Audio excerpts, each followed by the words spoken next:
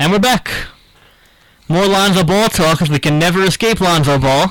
It's just never going to happen. I've kind of learned that. Celtics beat the Lakers 107-96 last night. Lonzo Ball shooting 4 for 15, 9 points. And Kyrie played some good defense, but so did Lonzo, because Lonzo kept Kyrie 7 for 21 shooting, 19 points. Definitely wasn't a point guard battle, that's for sure. Mm-hmm. But the Celtics keep on winning, even without Gordon Hayward. Jason Tatum and Jaylen Brown have a lot to do with that.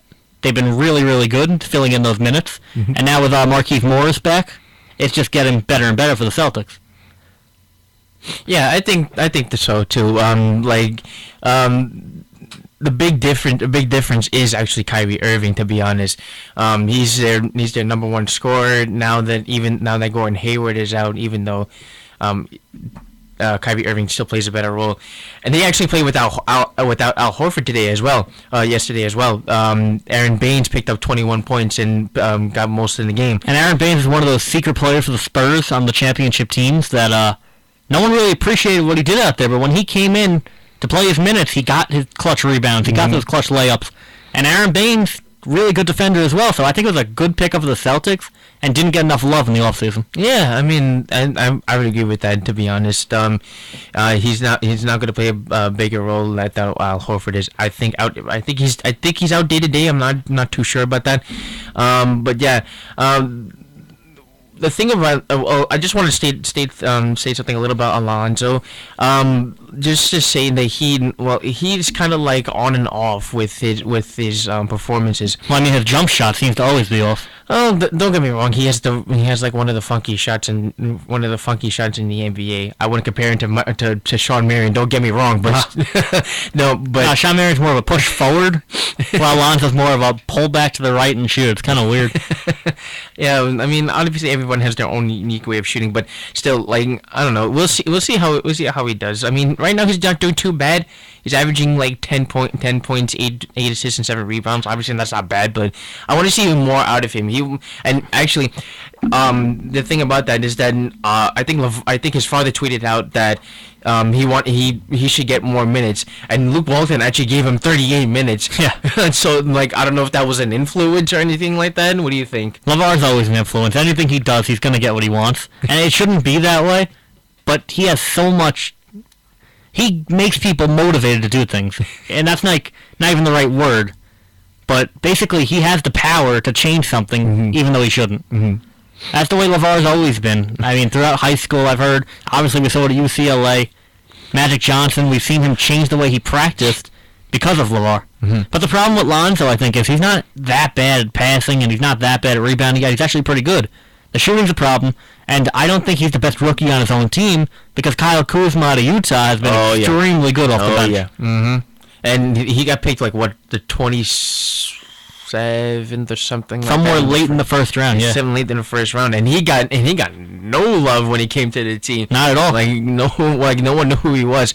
Once preseason started, he started to go off like crazy with Lonzo, and right now he's like averaging 15 points and 8 rebounds. Yeah. And LeVar saying that Lonzo should get more minutes. Well, Lonzo's minutes been going down because Kuzma's been kind of taking some of those minutes and playing more. Yep. And obviously the two like each other. You saw them practicing together in Lakers facility, the one-on-one. I don't know if you saw that video. I remember seeing that. Lonzo actually won that one-on-one and proved he could shoot when it doesn't matter. But the jump shot works. It just doesn't work in games yet. Yep. I mean, he'll develop. It's just, again, both of them are into their rookie season, so it's time. It's the transition from college to NBA is always a challenge. If I've learned one thing over the years is that you can tweak a jump shot, you can tweak the way you pass the ball, you can tweak the way you see people on the court. You can't tweak leadership. Mm-hmm. You either have it or you don't. Yep. And Lonzo Ball has it. Even if it's a quiet type of leadership, as I said before. He's a natural leader on the court. People like playing with him. He gets people in the right spots. Mm-hmm. With his eyes, not with his mouth. Yeah, but that's okay. That's definitely true. I agree with that 100%, man. I mean, Lonzo Ball, I like the guy. I'm not going to down him. And I think that in the future, he's going to be a superstar. Mm-hmm. Moving on to the other side of the Celtic trade, since we talked about Kyrie, Isaiah Thomas went to the Cleveland Cavaliers and obviously hasn't played yet, probably won't play till mid-season. Mm-hmm. Well, Cleveland struggled, and I don't know if it's because of Thomas and Kyrie leaving, probably. But that's no excuse, honestly, the way they've played. Yeah, no, they have just been playing terrible defense, and they've been losing to bad teams, and I feel like they have the potential to beat those teams. They lost to Brooklyn, they lost to Atlanta, two teams that are on the bottom level of the conference. Like, how could you lose to those teams? No, crazy. Especially the Hawks.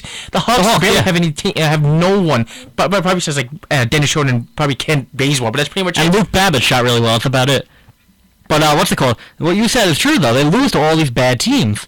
And the stat is they're 5-6 this year, but they're 5-1 against teams with winning records, and they're 0-6 against everyone else. I don't get that. You see what I mean? Like, I don't get why are they losing so badly to these teams. And the only team they lost to with a winning record was the Knicks, and can we really say they're a winning team? They've been playing well, but they haven't played anyone. No, and especially they, and just to talk about that, they lost without Kristaps Porzingis. If they did have Porzingis, then it would have been a different story. So you know what I mean? Yeah.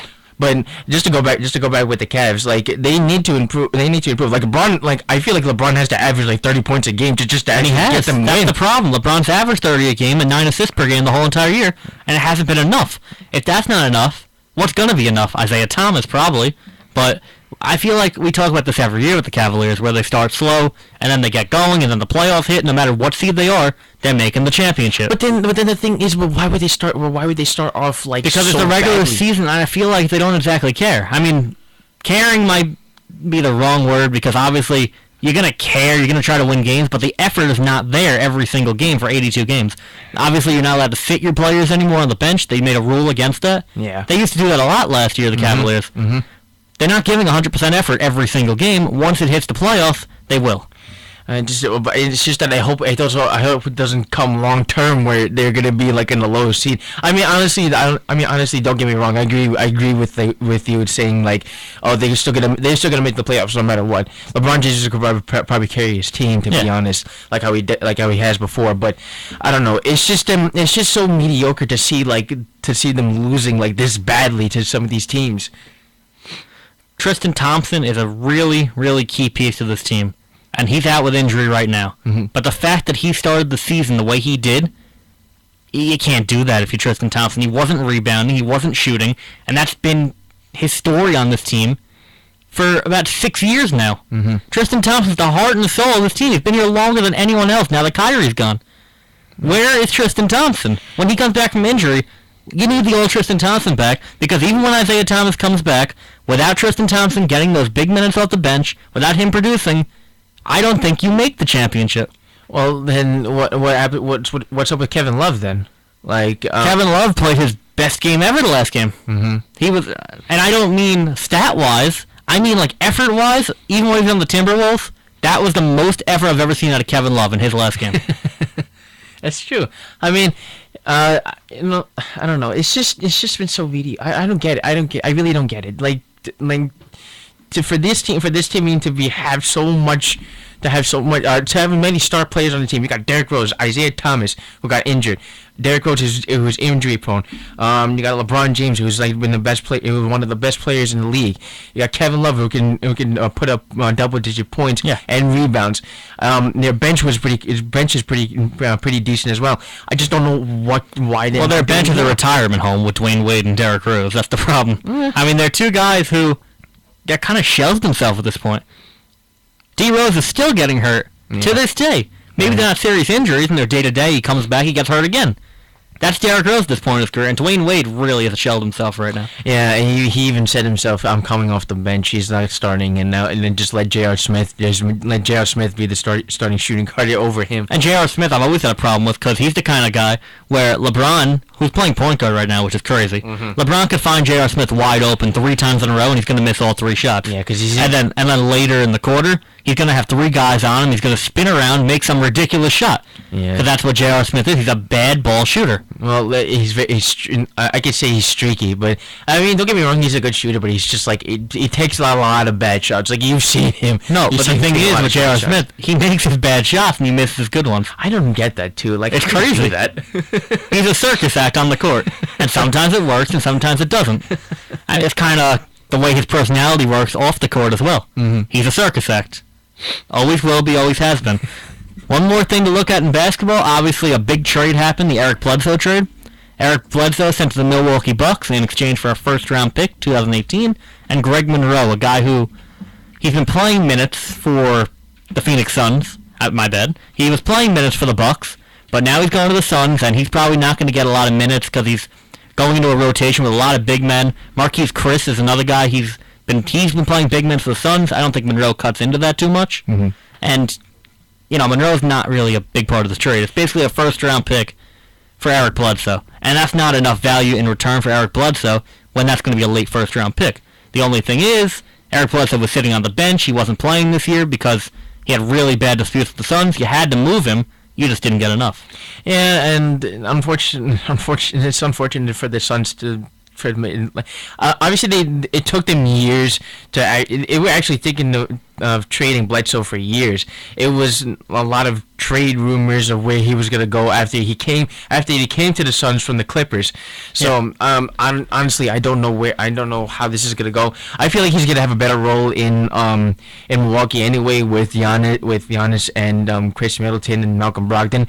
But we'll see how many minutes he actually plays. Just to talk about Greg Monroe, the Phoenix Suns is actually going to try to either trade or waive Greg Monroe. I think all the Suns wanted to do is just get rid of salary cap. They're trying to get the Suns are actually trying to target Jahlil Okafor from the 76ers. That'd be interesting. So he's another guy where he does not get along with that organization. Yeah, I mean, he doesn't get a lot of minutes as well either because they don't like him. He was in trouble with the police last year for something. Was it a DUI? Yeah, that's true. I forget. I think it was a DUI, and Jahlil Okafor never came back from that. Mm-hmm. The 76ers kind of gave up on him, and now they've been trying to move him just as long as the Suns tried to trade Bledsoe. Mm-hmm. And Bledsoe's a guy I've always liked. The guy when I was a Clipper fan, he backed up Chris Paul. Mm-hmm. He was really good off the bench. He's a guy I was really upset when he moved the first time. This is a different story.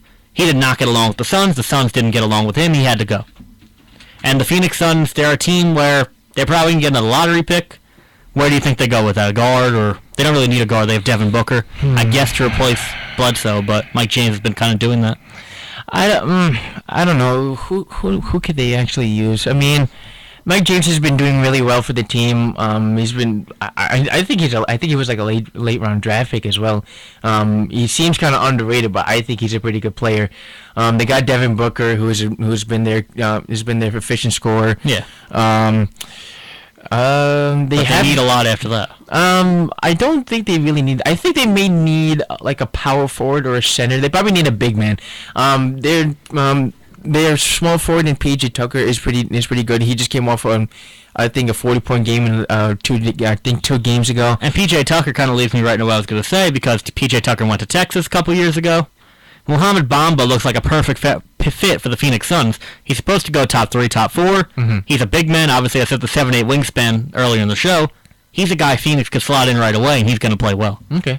Yeah, I think I see that. I think they also need a big man also because he's your big man. Yeah, and I think he'll be like a good replacement for Tyson Chandler because again he's a good rebounder, but he's getting old and we need like new players to. Well, Tyson Chandler's another guy. You need to shed his salary eventually. He's making a lot of money, mm-hmm. and he's kind of past his prime that he had with the New York Knicks a couple of years. Right. He was really good for the Knicks. He was a workhorse for them. He played so many games, and you saw the emotion he had on the court. He was always someone you wanted on your team and not to play against. Yeah. Also, another player for the Suns I think can have a good season is Marquise Chris.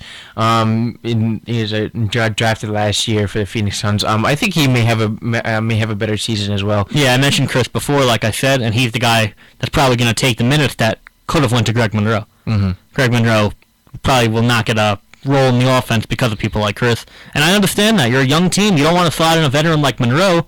Andre Drummond, those kind of guys, they were great for the Pistons. And then when they leave the Pistons, they don't do well. I don't get it. Drummond's still on the Pistons, but he's the same as that kind of mold as Monroe, if you know what I'm trying to get at. I mean, don't get me wrong. Monroe is still being efficient on the boards as well. He's averaging like almost. He's not what he used to be.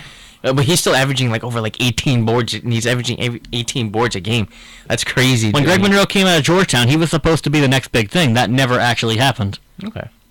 I guess so. I mean, I think his I think his free throw percentage is actually getting better. He shot like 38% from the free throw line. Now he's like 70.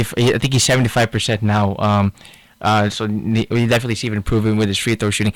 I would like to see. Obviously, we'd like to see a lot more out of him, a lot more from the Detroit Pistons as well, because I think they're doing actually pretty well. To be honest, they're 8-3 right now. They're 8-3 right now in the conference. They're doing pretty well, playing really good basketball. So hopefully they continue that. They can continue that. I'm going to give you a choice. The last team we cover here, it's either going to be the New Orleans Pelicans, who are 6-5 right now. Anthony Davis and DeMarcus Cousins obviously been awesome, or Oklahoma City, who have been struggling. Russell Westbrook, Carmelo, and Paul George only 4-6 so far in the year. I'm going to talk. Let's go with OKC because that's the biggest story, probably. I'm going to talk about them because it's. How do you? Okay, first of all, they lost to. I remember the game when they lost to the Jazz. How do you? First of all, how do you lose to the Jazz too? I mean, don't get me wrong. They had like a couple of players like Ricky Rubio, who's actually having a great season. But when the Jazz lost Gordon Hayward, you thought they were going to be nothing. Yeah, no, I did not know. I did not expect them to do that much this season because now they lost Gordon Hayward. But they got Ricky Rubio, who is having his best season so far. I think so far. Rodney Hood, who's a great shooter. Yeah. And then your defensive powerhouse in Rudy Gobert. So Gobert is awesome. Yeah, but the thing with the Thunder is that I actually don't even know. What do you think? Like, because what they should be better than they are right now. I have a question for you about the Thunder, and I'm gonna give insight about it quickly. Russell Westbrook. The question is he too nice on the court? Because he's basically saying right now, I'm gonna take 5 shots. I'm gonna get Melo 5 shots. I'm gonna get George 5 shots. Let's send it in to Steven Adams. He could take 5 shots, and he's trying to evenly distribute the ball. And every time he does that, they lose because it's becoming predictable that he's going to get people their shots. When Russell Westbrook goes on the court and takes over a game, gets his triple-double, scores 30 to 40 points, they win. This is Russell Westbrook's team, and he needs to be meaner on the court. He needs to be angrier, and he needs to prove that he's the best player in basketball. I know, but I understand that, but he has 3 stars on the team, including himself. It's kind of hard. But look what happens when LeBron says, you know what, this is my team, and I'm going to take over. The Cavaliers win that game. When Russell Westbrook does that, they win that game. Basically, they're 4-0 this year when Westbrook has over 30 points. Every other game they play, they lose. When he's like, Carmelo, you could take some shots. Paul George, have fun. Jeremiah Grant, here's a shot for you. He's got to stop doing that. I don't know. It's just... I mean, don't get me wrong. He wants his goal this. I think his goal this season is trying to spread the floor because he didn't have much. He didn't have that much help last year. He played the most. He played the most minutes. But think about it. If he doesn't spread the floor and he starts driving and he starts doing his own things, then he's going to open up shots for other people because they're going to double and triple team him. They're going to leave Melo and George open. That's what you have to do. Well, that's what you have to do because in order for them to meet their shots, they're the ones. And I think Melo has a better role this year. The better role this year than he had. But he's struggling like crazy. I don't think so. I mean, it's just that he just gets more open shots. Because once he knows how to run the floor with Westbrook and Paul George, I think it'd be great for him to just leave him out on the 3-point line. Let him take his shots. If he has to go 1-on-1, let him do it. But still, I think they need a little bit more time. Honestly, they should be. Honestly, I agree with you. They should be better than they are right now. But I don't know. It's just a learning process and a chemistry process that they have to do. I don't know. It's just like shocking to see them like this, like doing this bad right now. Yeah, and like I said, Russell Westbrook score 40, score 30. If you score 6 one game, but you're trying to take your shots, okay, whatever. Then you distribute. Well, don't get me wrong. He's not the best shooter on the team, though. He's the only reason. He might not be the best shooter on the team, but he's the best at creating shots for himself. There's not one other person on that team, maybe Paul George, maybe, that can create shots as well as him. Russell Westbrook can get around people. He can pull up from anywhere. He's that type of player, and he needs to be that type of player again. He needs to be the player that competed with James Harden all year for the MVP award last year. He's not that player right now. I honestly agree with that, but still, like, look at the team compared from this year to last year.